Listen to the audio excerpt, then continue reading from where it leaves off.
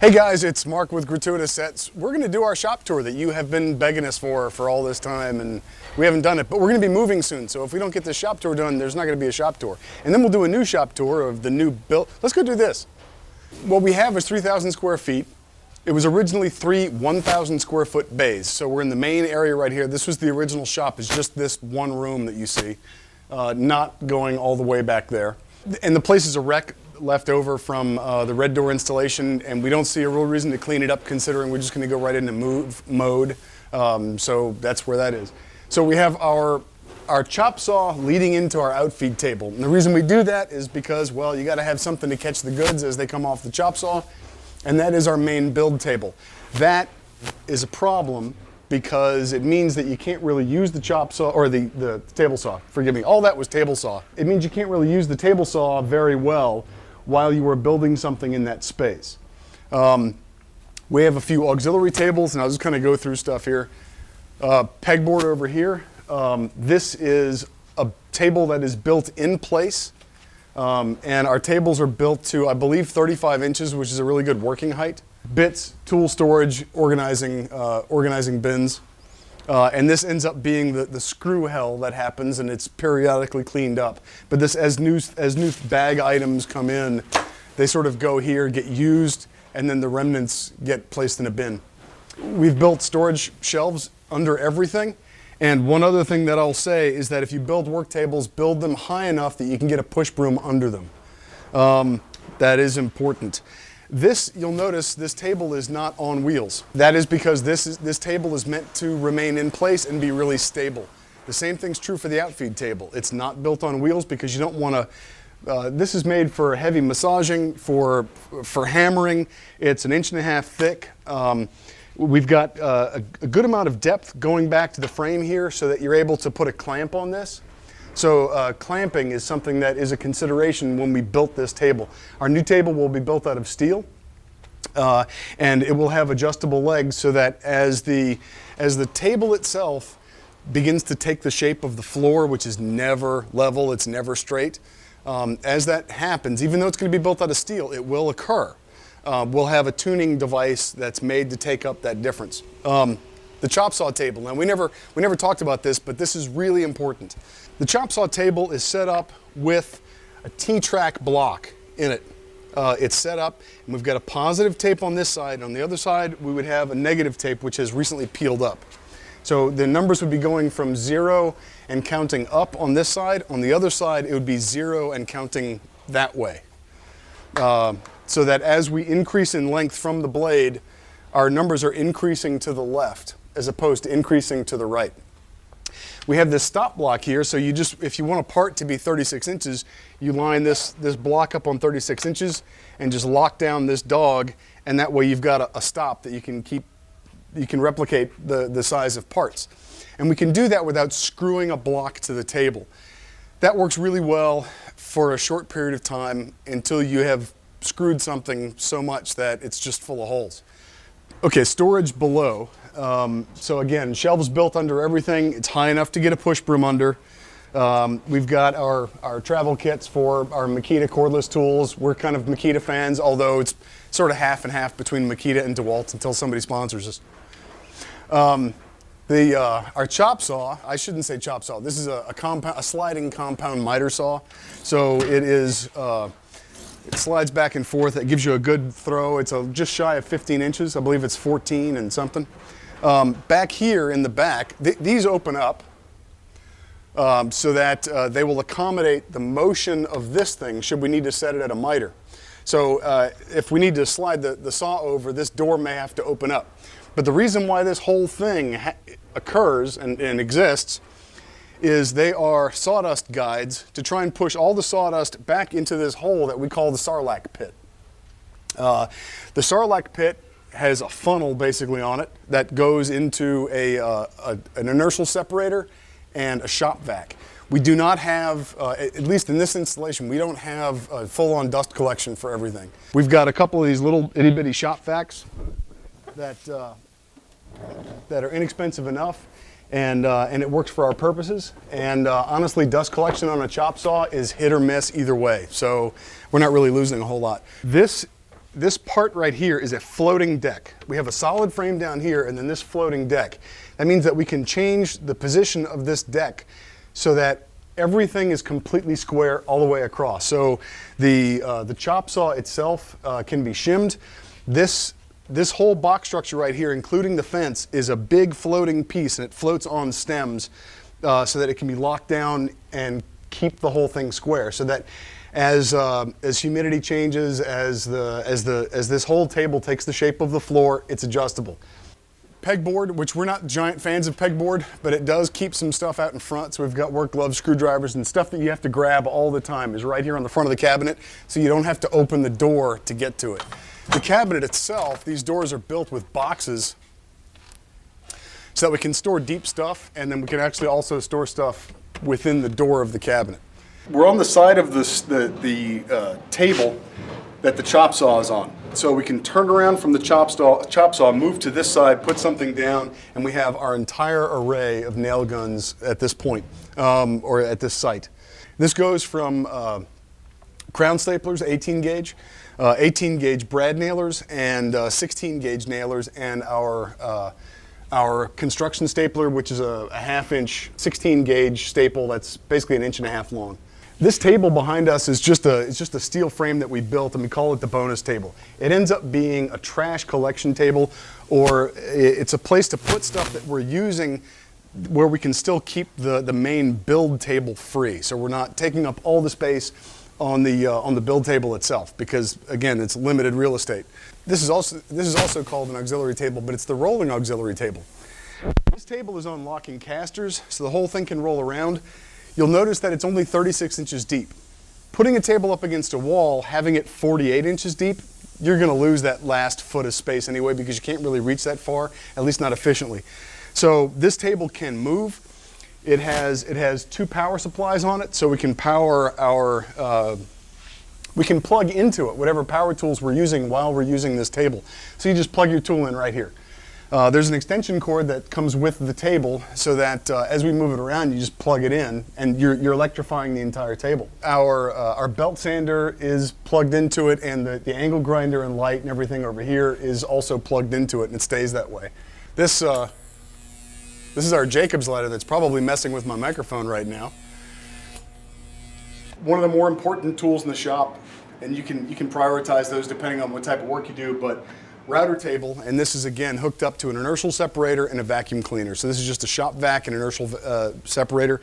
And these inertial separators that I keep mentioning, they look like this, and what it actually does is it sucks air into the bucket, makes the air spin around inside. The heavy particles get separated, they get blown to the outside of the canister, and those remain in the canister. So the only stuff that actually travels and makes it to the vacuum cleaner itself is what's called flour. It's very fine sawdust particles. So drill press, these are all saws, gun cases, as far as nail gun cases.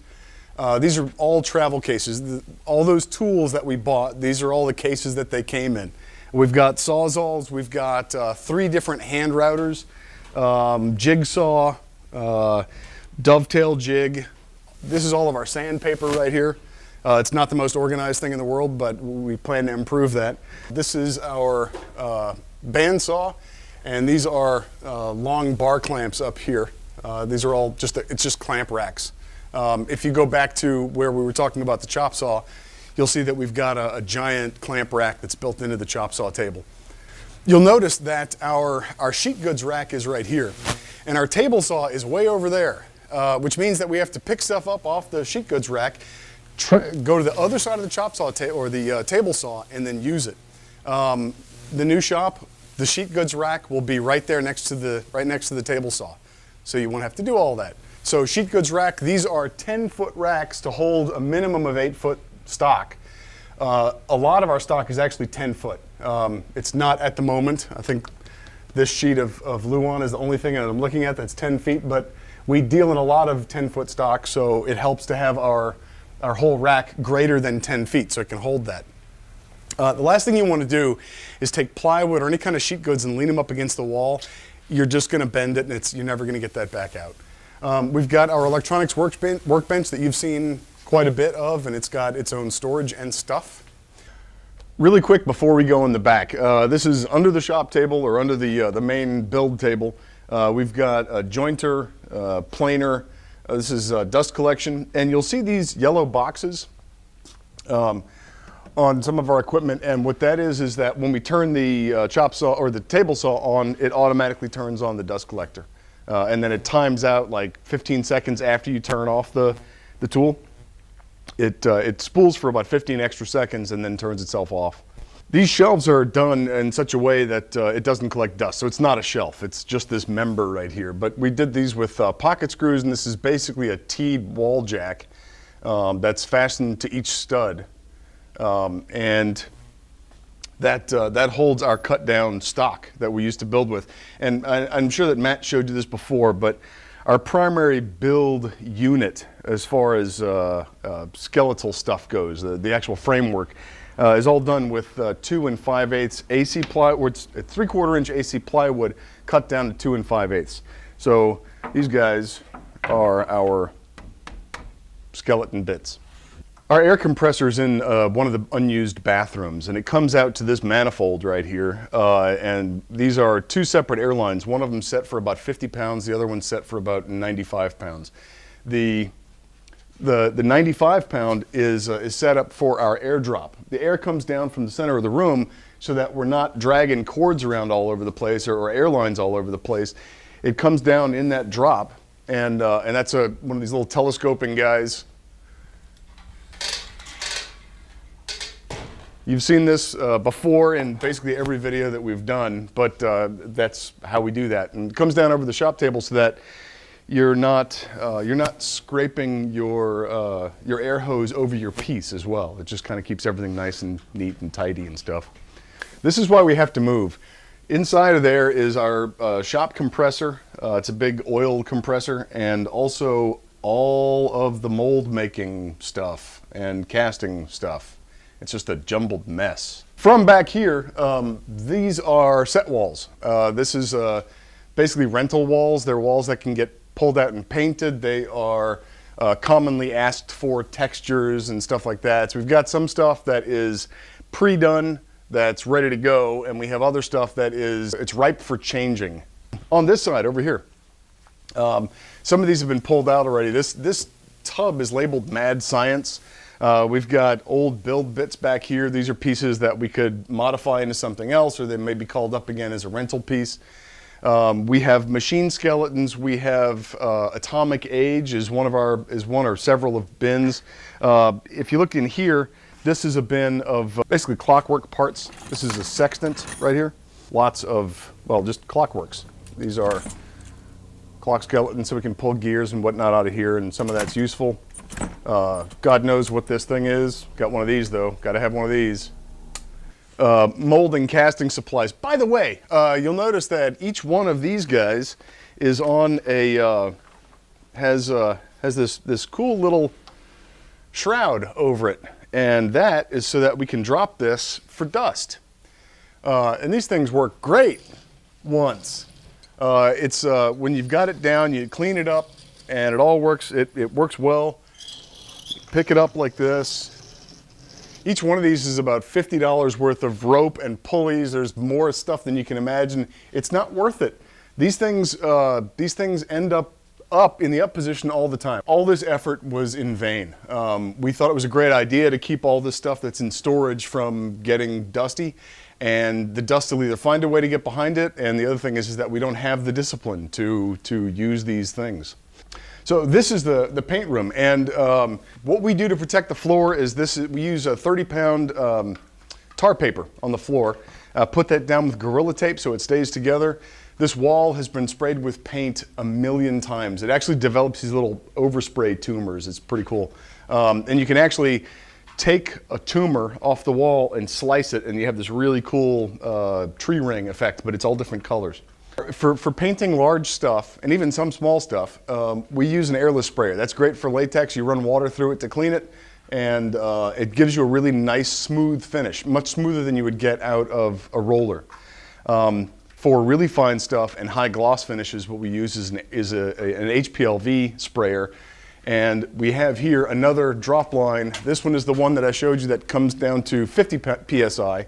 And then I have a regulator on the gun that drops it the remaining, I'm probably shooting at 35 or 40 PSI for a lot of that stuff. So I drop that on the regulator.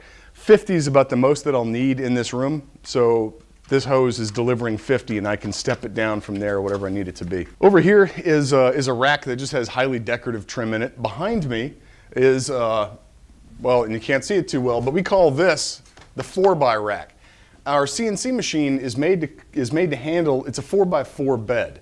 So we take sheet goods and we cut them in half into 4x4s, and then they go into this rack. So we have medium density and high density foams. We have, this is actually Lexan plexiglass that's an inch thick. Styrofoam, more plexiglass, lots more plexiglass, MDF, brass, aluminum, everything that we cut on the CNC machine is stored in this rack. This is not a Stella McCartney fridge. This is a leftover piece from a Stella McCartney build that we did. Our spindle for the CNC machine is water cooled.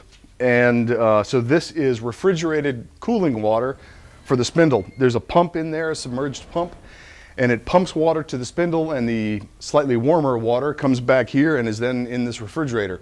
Only bad thing about this setup, and we'll probably change this when we go to the next shop, is that if the CNC machine runs for a long time, the water actually gets hot. It gets up to probably 140 degrees, 150 degrees. At that temperature, having it inside this refrigerator ends up being an insulated box that holds that temperature, and the compressor, the refrigeration portion of it, can't keep up. So, so it's great. It gives us an initial cool down for the water, but later on it ends up being a problem because it ends up trapping the heat. The CNC machine is directly across from the CNC, the 4x rack, which is all those goods that I just showed you. So that's really good for feeding the machine. We can lay a 4x8 piece of material on this thing just by using a sawhorse that holds the tail end of it. And then we can either slide it forward to continue a larger cut. It's a bit of a pain. In fact, we'll probably end up getting a 4x8 CNC machine later on. But it gives us a couple of options to manipulate material so that we're not quite so limited. So these are just metal office cabinets, and we have gloves, chip brushes, stuff like that in here. These are not flammable. So we were able to get these for cheap when we first opened the shop, and we've used them ever since. However, over here we do have an actual paint cabinet, a fire cabinet.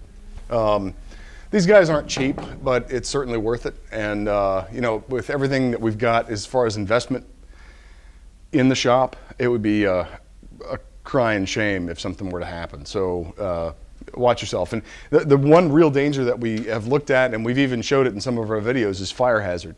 So that's the shop. In trying to make this entertaining as well as informative, I'm sure we left a couple of things out. If you have questions, please ask them. Just dump them in there, and we get to questions like really fast. So do that, and we'll also cover, as best we can, we'll cover the builds for the new shop. So you can see from the lessons we learned here what we put into the new shop, and that hopefully will be helpful as well. Did you notice that my hair got shorter in the course of this video? Anyway, subscribe, like, and tell your friends I said hi.